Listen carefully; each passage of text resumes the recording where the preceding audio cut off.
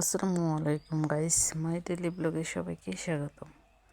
আজকের রান্না ডাঁটা শাক, পেঁয়াজ কুচি, রসুন কুচি, কাঁচা লঙ্কা, শুকনো মরিচ, এদিকে শাক ধুয়ে পরিষ্কার করে কেটে নিয়েছি। কড়াই বসিয়ে তাতে শাকগুলো দিয়ে সামান্য লবণ দিয়ে ঢাকনা দিয়ে ঢেকে দিচ্ছি। আসলে শাক আমাদের শরীরের জন্য অনেক উপকারী একটা খাবার। এদিকে শাক বলক এসেছে, নাড়িয়ে আবারও ঢাকনা দিয়ে দিচ্ছি, উঠিয়ে নিচ্ছি।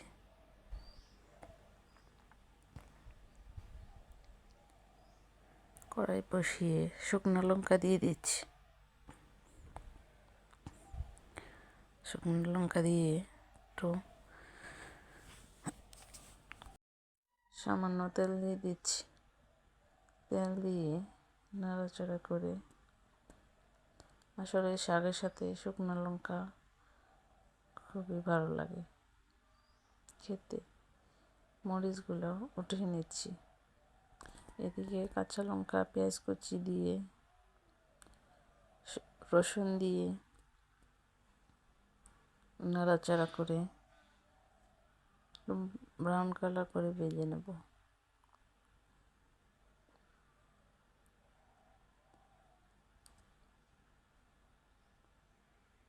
এই পর্যায়ে শাকগুলো দিয়ে দিচ্ছি। শাক দিয়ে আরও 2-3 মিনিট নাড়াচাড়া করে সামান্য একটু লবণও দিয়ে দিচ্ছি। সাথে লেবু পাতা অ্যাড করে দিচ্ছি, তাহলে শাকের স্মেলটা খুব ভালো আসে। সবাই ভালো থাকবেন, সুস্থ থাকবেন, লাইক শেয়ার ফলো করতে ভুলবেন না। একদম আমার ফাইনাল লুক। ধন্যবাদ সবাইকে। আল্লাহ হাফেজ।